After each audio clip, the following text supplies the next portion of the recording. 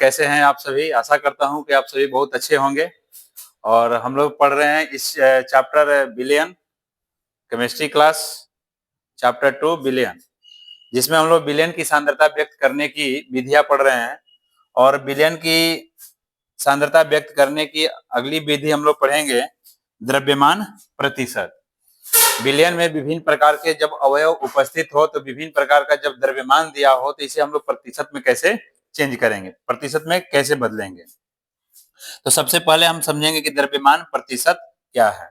तो किसी बिलियन के प्रति 100 द्रव्यमान भाग में जब द्रव्यमान प्रतिशत निकालेंगे तो यहाँ पर 100 द्रव्यमान भाग में लिखेंगे, ठीक है ना।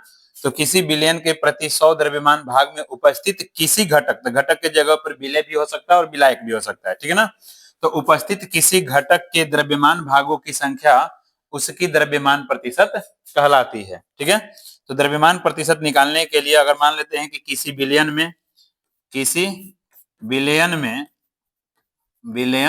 में ए तथा बी दो अवयव हो तो दो अवयव या घटक इसको भी बोल सकते हैं कि दो घटक हो तो, ठीक है ना। दो घटक हो तो दो अवयव हो तो ए का द्रव्यमान प्रतिशत, ठीक है ना। ए का द्रव्यमान प्रतिशत निकालने के लिए हम क्या लिखेंगे कि वो किसी घटक का द्रव्यमान, ठीक है ना। तो ए का द्रव्यमान अब प्रतिशत निकालने के लिए हम लोग क्या करेंगे, 100% से गुणा कर देंगे। अब बटा में ए और बी यानी ए प्लस बी का द्रव्यमान,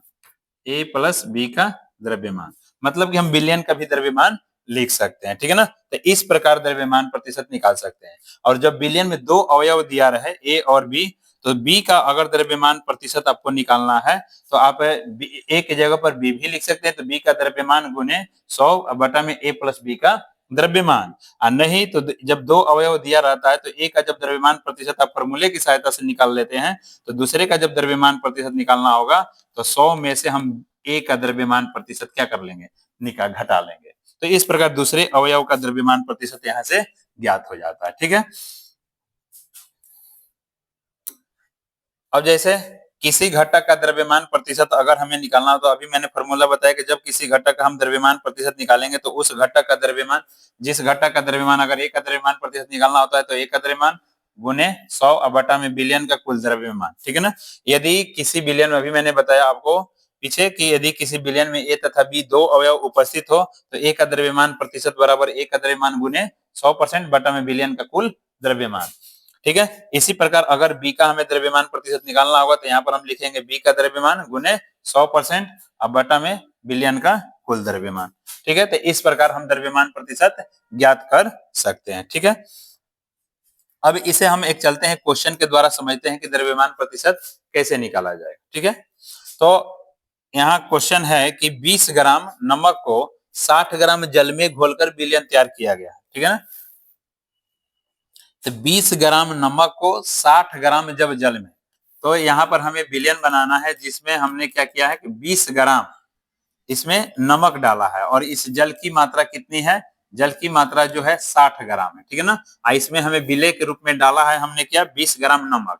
तो इसमें हमने 20 ग्राम क्या डाल दिया, नमक डाल दिया। और जब दोनों को अच्छी तरह से मिला दिया गया तो बिलियन का कुल द्रव्यमान कितना हो जाए, 20 ग्राम नमक डाल दिए हैं, कितना ग्राम जल में, 60 ग्राम जल में, तो कुल बिलियन का द्रव्यमान हो जाएगा कितना, 80 ग्राम, ठीक है ना। तो 80 ग्राम जब बिलियन का द्रव्यमान हो गया तो उसमें 20 ग्राम नमक घुला हुआ है। 80 ग्राम बिलियन में 20 ग्राम नमक क्या हुआ है, घुला हुआ है। तो हमें नमक का द्रव्यमान प्रतिशत ज्ञात करना है, ठीक है ना। तो प्रश्न से जो दिया रहता है सबसे पहले प्रश्न से हम लिख लेंगे नमक की मात्रा, ठीक है ना, नमक की मात्रा। तो नमक की यहाँ पर मात्रा दिया है कितना, 20 ग्राम, ठीक है। उसके बाद क्या है, जल की मात्रा, तो जल की मात्रा यहाँ पर दिया है कितना, 60 ग्राम। तो नमक हो गया विलेय और जल हो गया क्या, विलायक, इसलिए बिलियन का यहाँ पर हम कुल द्रव्यमान लिख देंगे। तो बिलियन का कुल द्रव्यमान, तो कुल द्रव्यमान में हम जोड़ देंगे नमक का द्रव्यमान प्लस जल का द्रव्यमान। तो 60 और 20 80 ग्राम। तो बिलियन का द्रव्यमान यहाँ से आ गया कितना 80 ग्राम। तो अब आप निकाल सकते हैं किसी का भी द्रव्यमान प्रतिशत, चाहे नमक हो चाहे जल हो। तो इसलिए नमक का द्रव्यमान प्रतिशत, नमक का द्रव्यमान प्रतिशत, तो नमक का द्रव्यमान प्रतिशत निकालेंगे तो नमक का द्रव्यमान लिखेंगे तो नमक का द्रव्यमान कितना है 20 गुने 100% अब बटा में बिलियन का कुल द्रव्यमान, तो बिलियन का कुल द्रव्यमान कितना है 80। ठीक है ना, एक जीरो से एक जीरो कट जाएगा। अब यहाँ में 20 में 10 से गुणा कर देंगे तो 20 दहा में 200 अब बटा में 8। ठीक है, अब 8 से हम भाग दे देंगे तो 8 से जब भाग दे देंगे तो 25 कितना होता है 200। मतलब कि यहाँ पर 25% द्रव्यमान आ गया किसका, नमक का। ठीक है ना, अब इसी प्रकार हमें किसका निकालना है, जल का निकालना है। तो जल का द्रव्यमान प्रतिशत निकालने के लिए प्रतिशत होता है 100 का मतलब, प्रतिशत मतलब 100। तो 100 में से हमें कितना ज्ञात हो गया है 25%। तो 100 में से 25% जब हम घटा लेंगे तो यहाँ से बचेगा 75%। मतलब कि जल का जो द्रव्यमान प्रतिशत आएगा हमारा कितना आएगा, द्रव्यमान जो प्रतिशत आएगा कितना आएगा 75% आएगा, और नमक का आएगा कितना 25%। तो इस प्रकार द्रव्यमान प्रतिशत ज्ञात कर सकते हैं। कोई भी अवयव से बना हुआ अगर विलयन है तो आप इस प्रकार इस फॉर्मूले का उपयोग करके द्रव्यमान प्रतिशत ज्ञात कर सकते हैं। ठीक है, अब नेक्स्ट चलते हैं हम लोग किधर, आयतन प्रतिशत की ओर। ठीक है ना, तो जिस प्रकार हम द्रव्यमान प्रतिशत को 100 द्रव्यमान भाग में लिखे थे उसी प्रकार आयतन प्रतिशत को 100 आयतन भागों में लिखेंगे। ठीक है ना, तो आयतन प्रतिशत किसी विलयन के प्रति 100 भागों आयतन में, ठीक है ना, 100 भागों आयतन में उपस्थित किसी घटक की आयतन भागों की संख्या उसकी आयतन प्रतिशत कहलाती है।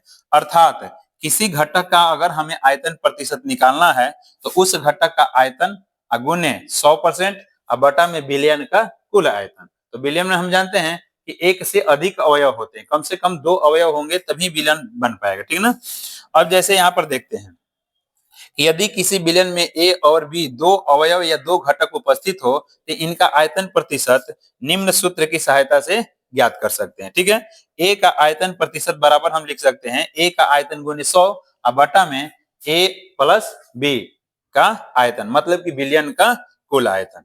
अब इसे एक हम क्वेश्चन की तरह इसे भी समझेंगे कि आयतन प्रतिशत किस प्रकार निकाल सकते हैं। ठीक है, अब देखिए तो 200 ml जल में, ठीक है ना, अब यहां से अगर हम प्रश्न से हल करेंगे तो प्रश्न से जो जो दिया हुआ है उसको हम लिखेंगे। ठीक है ना, तो प्रश्न से क्या दिया है 200 ml जल, मतलब कि जल का आयतन कितना दे दिया है 200 ml।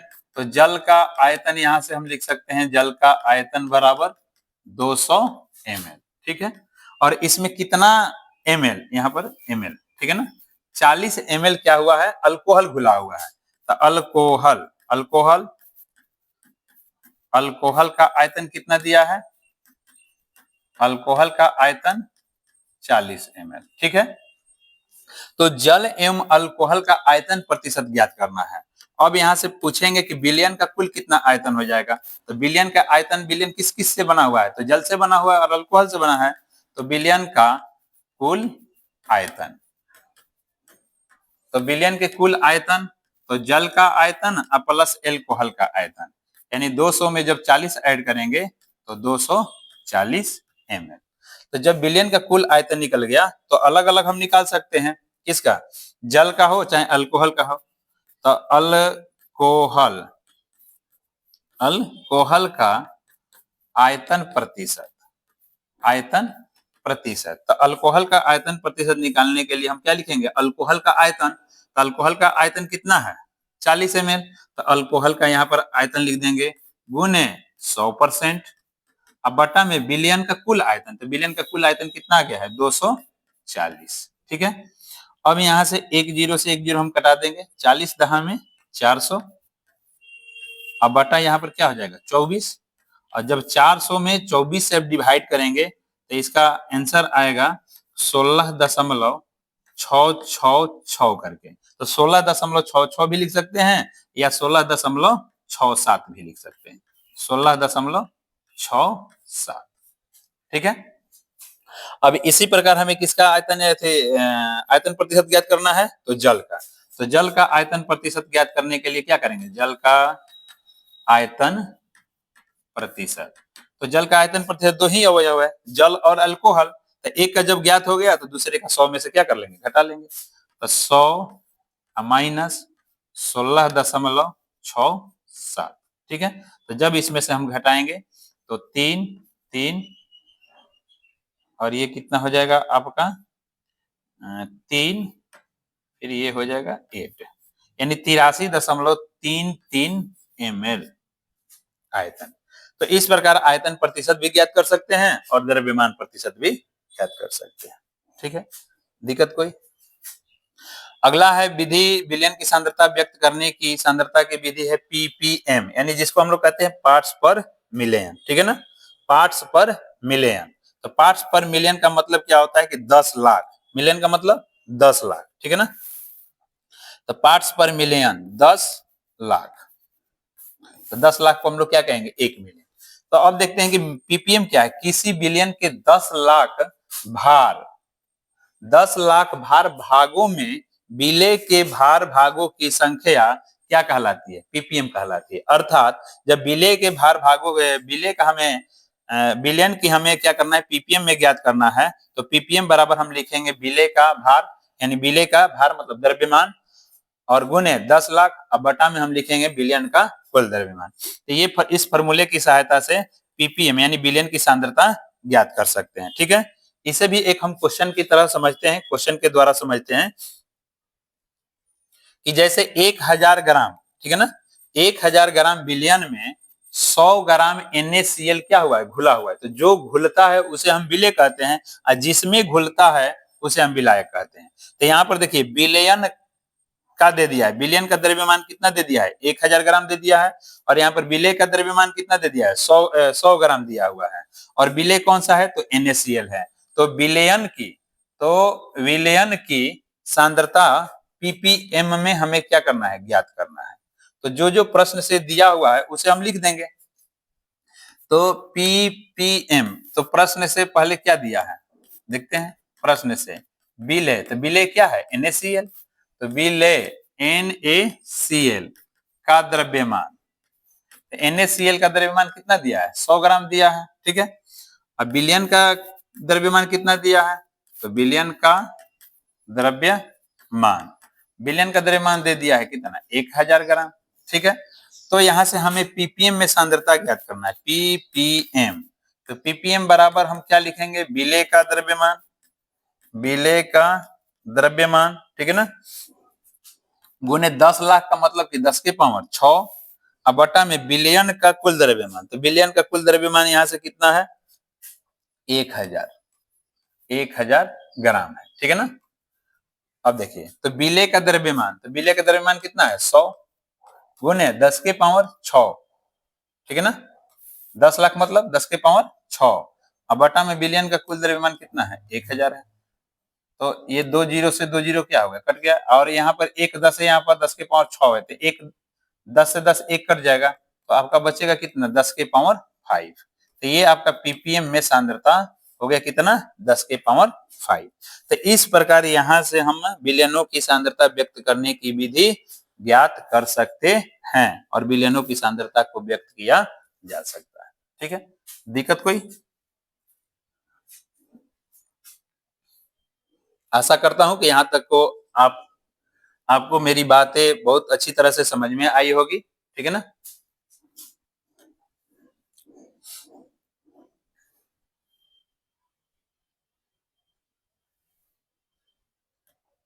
चलिए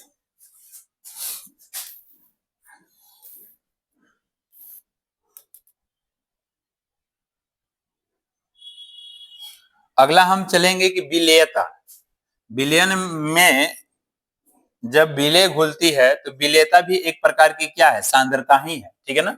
लेकिन विलेयता को हम क्या कहेंगे कि एक ताप होता है ये, ठीक है ना। और उस ताप पर विलेय की कितनी से अधिक मात्रा को घुला सकते हैं, और जो अधिक से अधिक मात्रा घुलती है वही कहलाती है विलेय की सांद्रता। जैसे हम देखते हैं कि विलेयता, तो 25 डिग्री सी पर 100 ग्राम विलायक में, 25 डिग्री सी हमें ताप कितना लेकर चलना है, 25 डिग्री सी, या इसको बोल सकता है 298 केल्विन, ठीक है ना। तो 25 डिग्री सी पर 100 ग्राम विलायक में घुलने वाली विलेय की अधिक से अधिक मात्रा, जो उस विलयन घुलने वाली विलेय की अधिक से अधिक मात्रा को उस विलयन की हम क्या कहेंगे, विलेयता कहेंगे, ठीक है ना। फिर से चलते हैं कि विलेयता क्या है, तो 25 डिग्री सी पर 100 ग्राम विलायक में घुलने वाली विलेय की अधिक से अधिक मात्रा को, ठीक है ना, अधिक से अधिक मात्रा को उस विलयन की विलेयता कहते हैं। कहने का तात्पर्य हुआ कि 100 ग्राम विलायक की मात्रा 25 डिग्री सी पर, सपोज जैसे मान लेते हैं कि 5 ग्राम चीनी घुल जाए, या 10 ग्राम चीनी घुल जाए, या 20 ग्राम चीनी घुल जाए, तो जितना घुल जाती है अधिक से अधिक मात्रा को ही हम उस विलयन की विलेयता कहते हैं, ठीक है। अब गैस की द्रव में विलेयता, अब गैस जो होता है द्रव में किस प्रकार घुल जाता है, तो घुलकर जो सांद्रता बनाती है वही हमारी क्या कहलाती है, विलेयता। तो जैसे देखते हैं कि किसी गैस का एसटीपी, एसटीपी कहने का मतलब कि साता दा, सामान्य तापक्रम दाब, तो किसी गैस का एसटीपी पर वह आयतन जो दिए गए ताप एवं दाब पर विलायक के इकाई आयतन में घुलकर विलयन को संतृप्त कर दे, गैस की द्रव में विलेयता कहलाती है। संतृप्त करने का मतलब कि अब और अधिक नहीं घुल सके, ठीक है ना, विलयन को संतृप्त कर देती है, उसे हम कहते हैं विलेयता, ठीक है ना। अब इस किसी गैस की द्रव में विलेयता को प्रभावित करने वाले कारक कौन कौन हो सकते हैं, तो किस प्रकार यह जो होगी विलेयता प्रभावित हो सकती है। तो प्रभावित होने के निम्न कारण है, निम्न प्रकार से विलेयता जो होगी वह प्रभावित हो सकती है, ठीक है ना। पहला क्या है कि विलेय एवं विलायक की प्रकृति।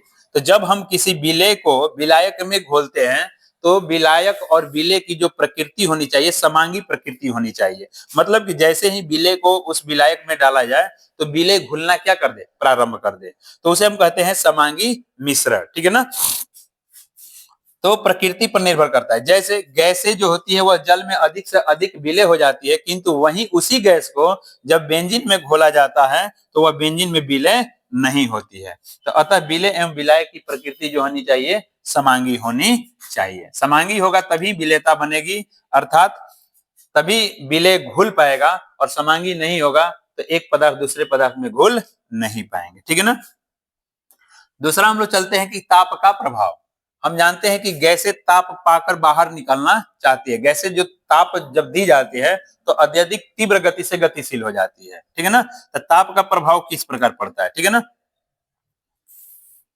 तो गैस की द्रव में विलेयता ताप पर निर्भर करती है। जैसे ही हम ताप बढ़ाएंगे तो गैस के अणु ताप को ग्रहण करके तीव्र गति से गतिशील हो जाते हैं, अर्थात वह विलायक से बाहर निकलना प्रारंभ कर देते हैं। कहने का मतलब ये, तात्पर्य ये है कि जब हम ताप बढ़ाएंगे तो गैस द्रव से बाहर निकलना शुरू हो जाएंगे, मतलब कि गैस की द्रव में विलेयता क्या हो जाएगी, घटेगी। और जब ताप को हम घटाएंगे, जब ताप को घटाया जाएगा तो गैस की द्रव में विलेयता बढ़ती जाती है, ठीक है ना। तीसरा क्या है, दाब का प्रभाव, ठीक है ना। अब किसी गैस की द्रव में विलेयता दाब को देकर बढ़ाया जा सकता है, और दाब घटाने पर जो होगी विलेयता घटती है। जैसे पेय पदार्थ, मार्केट में बहुत सारे पेय पदार्थ, पीने वाले पदार्थ हैं, तो जब उनके ढक्कन को हम खोलते हैं तो साई साई की आवाज आती है। तो वो साई साई की आवाज क्या है, एक CO2 की है जो विलेयता उस बोतल में बढ़ाई गई है, ठीक है ना। और बोतल में विलेयता ताकि वो जो पेय पदार्थ है अधिक दिनों तक सुरक्षित रह सके, इसलिए उनकी जो विलेयता होती है वह द्रव में बढ़ाई जाती है, ठीक है ना। तो वह एक निश्चित दाब पर एक अधिक दाब देकर और उसको बोतल को सील बंद कर दिया जाता है, ठीक है ना। तो इस प्रकार दाब को बढ़ाने से विलेयता बढ़ेगी, और दाब जैसे जैसे घटाएंगे वैसे वैसे विलेयता क्या होती है, घटती जाती है, ठीक है।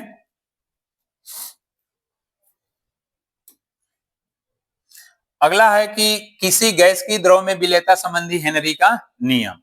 अब देखिए गैस किस प्रकार द्रव में विलेय होता है, किस प्रकार इसकी विलेयता बढ़ती है, इस संबंध में हेनरी महाशय ने क्या किया था, एक नियम दिया था, और उस नियम को हम लोग हेनरी नियम कहते हैं। तो इस नियम के अनुसार हेनरी ने बताया कि स्थिर ताप पर, ताप में न कोई चेंजिंग नहीं करना है, न ताप घटाना है न ताप बढ़ाना है, ठीक है ना। तो स्थिर ताप पर किसी द्रव विलायक में घुले हुए किसी द्रव विलायक में घुले हुए गैस का द्रव्यमान उस पर आरोपित दाब के समानुपाती होता है। अब जो गैस का द्रव्यमान होगा उस पर आरोपित दाब के समानुपाती, अर्थात M समानुपाती P, M समानुपाती P। और जब यहां से समानुपाती चिन्ह हटाते हैं तो एक स्थिरांक आता है KH इंटू P, जहां KH इस नियम को दिया था हेनरी ने, इसलिए जब समानुपाती चिन्ह हटता है तो एक स्थिरांक जो हम लिखते हैं उस स्थिरांक को कहते हैं हेनरी स्थिरांक। और M जो है क्या है, गैस का द्रव्यमान है, P जो है गैस का दाब है, और KH जो है हेनरी स्थिरांक है। और इसी गैस की विलेयता को जब मोल प्रभाज के रूप में व्यक्त करते हैं तब हेनरी महाशय ने क्या बोला था, जब गैस की विलेयता को मोल प्रभाज के रूप में हम व्यक्त करते हैं तो उन्होंने बताया कि जो गैस का आंशिक दाब होता है विलेय के मोल प्रभाज के समानुपाती होता है। गैस का जो आंशिक दाब होता है वह विलेय के मोल प्रभाज के समानुपाती होता है। ठीक है, तो मोल प्रभाज के समानुपाती, अर्थात हम बोल सकते हैं P समानुपाती X, जहां X बराबर क्या है, विलेय का मोल प्रभाज, जहां X बराबर विलेय का मोल प्रभाज। और यहां से जब समानुपाती चिन्ह हटता है तो एक स्थिरांक आता है और उस स्थिरांक को KH से प्रदर्शित करते हैं और इस KH को हेनरी स्थिरांक बोला जाता है। ठीक है, इस KH को क्या बोलते हैं, हेनरी स्थिरांक बोलते हैं। ठीक है ना।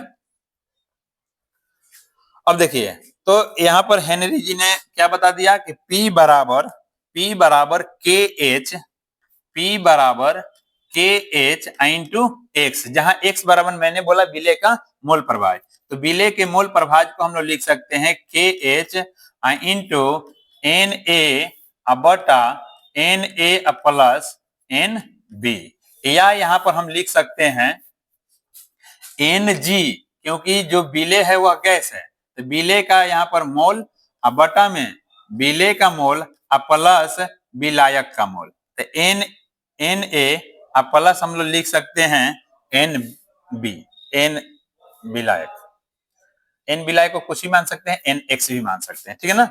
तो यहां से विलेय का, जहां P बराबर यहाँ पर आ गया आपका P बराबर KH इंटू NG बटा NX। ठीक है ना। तो NG क्या हो गया, गैस के विलेय, गैस जो है विलेय है और उस विलेय का मोल, अब बटा में ये जो हो जाता है विलेय और विलायक का मोल। ठीक है, यहाँ पर लिखा भी है कि Na बराबर विलेय के मोल, Nb बराबर विलायक के मोल। अब देखिए हेनरी के नियम का व्यवहारिक उपयोग। अब हेनरी के नियम हम अपने दैनिक जीवन में किस प्रकार उपयोग कर सकते हैं, तो पहला नंबर मैंने बताया आपको कि मृदु पेय पदार्थों में उच्च दाब पर बोतलों में CO2 की विलेयता बढ़ाने के लिए, तो CO2 की जब विलेयता बढ़ जाती है तो वह पदार्थ अधिक दिनों तक सुरक्षित रहता है। तो पहला हम लोग करते हैं मृदु पेय पदार्थों में। दूसरा नंबर हो गया कि जो पर्वत पर पर्वतरोही होते हैं या गोताखोर, समुद्र में गोता यानी पानी में जो गोता लगाते हैं, तो उन पर, उनके पीठ पर एक विशेष प्रकार का सिलेंडर होता है और उस सिलेंडर में हीलियम और ऑक्सीजन के मिश्रण का उपयोग किया जाता है। ठीक है। और तीसरा नंबर है कि दामा रोगियों के स्प्रे में, जो दामा के रोगी होते हैं उनके जब ऑक्सीजन की कभी भी कमी होती है तो जो एक स्प्रे मिलता है जो ऑक्सीजन को क्या करता है उनके शरीर में संतुलित कर देता है। तो इस प्रकार हेनरी के नियम का व्यवहारिक उपयोग दैनिक जीवन में किया जाता है। अब हेनरी के नियम की सीमाएं क्या होगी, दोष क्या होता है, तो हेनरी के नियम की सीमाएं जो है, पहला क्या है कि हेनरी का नियम तब लागू होगा जब ताप और दाब बहुत अधिक न हो, मतलब कि सामान्य ही रहेगा तभी आपका हेनरी नियम लागू हो सकता है, आवश्यकता से अधिक होने पर हेनरी नियम जो होता है फेल हो जाता है। ठीक है ना। दूसरा है ठोस की विलायक की विलेयता कम हो, जब ठोस की विलायक की क्या हो, विलेयता कम हो तब ये लागू होता है। तीसरा होता है कि गैस के विलायक के साथ कोई रासायनिक अभिक्रिया न होता हो, जब हम गैस की विलेयता बढ़ाते हैं किसी विलायक में तो वह गैस जो विलेय है उस विलाय के साथ अभिक्रिया परस्पर रिएक्शन नहीं करता हो, क्योंकि रिएक्शन भी करेगा तो यहाँ पर हेनरी का नियम लागू नहीं हो पाएगा, क्योंकि वह दूसरा पदार्थ उधर से बना देगा। ठीक है ना। यह नियम SO2, NH3 तथा HCl आदि के लिए लागू नहीं होती है, क्योंकि ये गैसें जो होती है जल में अधिक विलेय होती है। ठीक है ना। यह जल के साथ क्या करती है, अभिक्रिया करना शुरू कर देती है। ठीक है ना।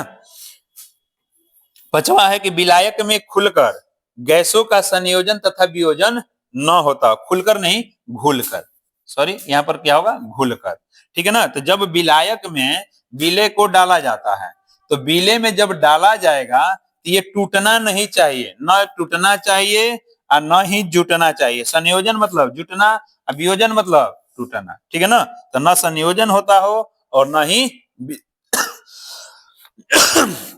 वियोजन होता हो, ठीक है। अब आगे चलते हैं। विलायीकरण मतलब विलयीकरण या विलोपन। तो विलोपन मतलब होता है कि लुप्त हो जाना, छुप जाना, ठीक है ना। तो जब किसी विलेय को हम विलायक में घोलते हैं, ठीक है ना, तो जब एक ठोस विलेय, तो विलेय के रूप में ठोस है यहाँ पर, जब ठोस विलेय को द्रव विलायक में घोलते हैं तो वह सतत रूप से घुलना शुरू हो जाता है, और वह कुछ देर के बाद हम देखते हैं कि विलेय हमारी आंखों से, नग्न आंखों से दिखाई नहीं देता है।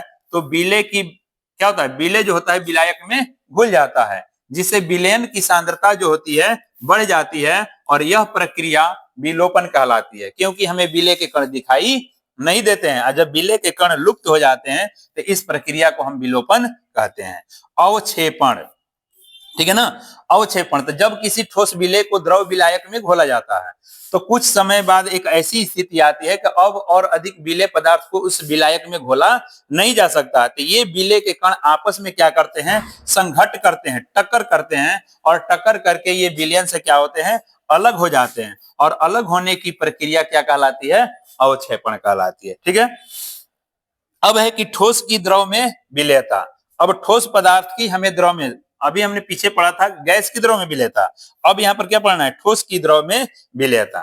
तो 25 डिग्री सी पर 25 डिग्री सी पर 100 ग्राम विलायक में घुलने वाली विलेय की अधिक से अधिक मात्रा को उस विलयन की विलेयता कहते हैं, ठीक है ना। अब किसी ठोस की द्रव में विलेयता को प्रभावित करने वाले कारक। अब देखिए, तो ठोस में हमने गैस में पढ़ा था कि गैस में ताप बढ़ाते हैं तो विलेयता घटती है, लेकिन ठोस में उसका उल्टा हो जाता है। हम ताप बढ़ाएंगे तो वह क्या होता है, हम ताप बढ़ाएंगे तो विलेयता बढ़ेगी, और ताप घटाएंगे तो विलेयता घटती है, ठीक है ना। अब जैसे चीनी और पानी का जब मिश्रण हम बनाते हैं तो चीनी, अब जैसे हम सामान्य रूप से पानी में हमने क्या किया, चीनी को डाल दिया, अब और अधिक अब चीनी घुलता नहीं है, चीनी के कण दिखाई देते हैं, तो अब उसे क्या करते हैं, थोड़ा सा हम हीट देना शुरू करते हैं, गर्म करना शुरू करते हैं, और जब गर्म करते हैं तो चीनी के कण भी पिघल कर एक क्या होते हैं, विलयन में लुप्त होना शुरू हो जाते हैं। तो मतलब कि ताप बढ़ाएंगे तो ठोस की द्रव में विलेयता बढ़ जाती है, ठीक है ना।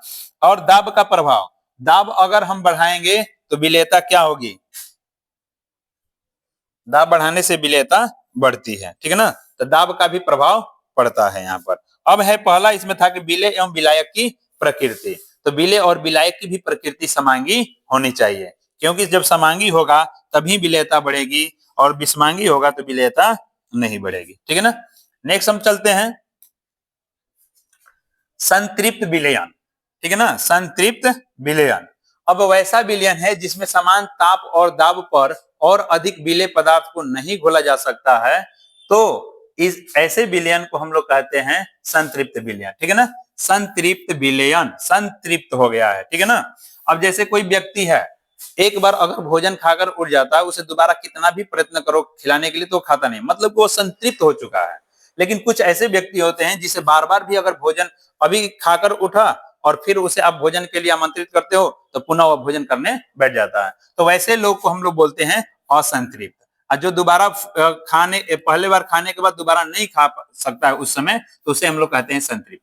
तो उसी प्रकार विलयन है कि जो सामान्य स्थिति है दाब और ताप की, उस पर हम अधिक से अधिक जितना विलेय घुल जाता है और अधिक घुलाने की उसमें क्षमता नहीं होती है, तो उसे हम कहते हैं संतृप्त विलयन। जो निश्चित ताप और दाब पर और अधिक विलेय पदार्थ को नहीं घुलाया जा सके, तो वैसे विलयन को हम लोग कहेंगे संतृप्त विलयन, ठीक है ना।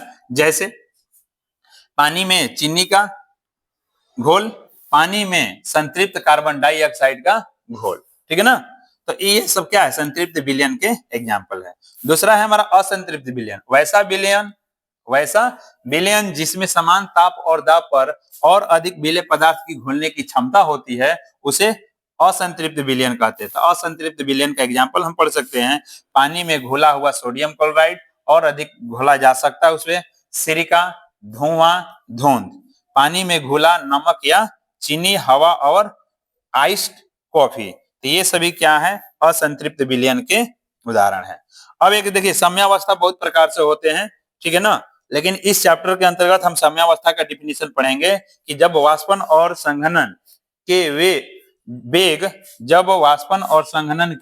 वेग कमरे के ताप पर समान हो जाते हैं तो यह अवस्था साम्यावस्था कहलाती है। संघनन मतलब कि गैस से पुनः ठंडा होकर द्रव या ठोस की अवस्था में आना, ठीक है ना, और वाष्पन मतलब कि द्रव या ठोस से वाष्प की अवस्था में परिवर्तित होना। तो जब वाष्पन और संघनन के वेग कमरे के ताप लगभग 25 डिग्री सी पर जब इक्वल हो यानी बराबर हो तो इस अवस्था को हम साम्यावस्था कहते हैं। ठीक है, तो आज का क्लास हम यहीं पर समाप्त करते हैं, फिर अगले हम वीडियो में मिलेंगे पार्ट 5 में। और ये आपको वीडियो कैसा लगा, अच्छा लगा तो आप जरूर इसे शेयर, लाइक और सब्सक्राइब जरूर कीजिएगा ताकि आपको आने वाला अगला नोटिफिकेशन मिल जाए और आप अपने जीवन को,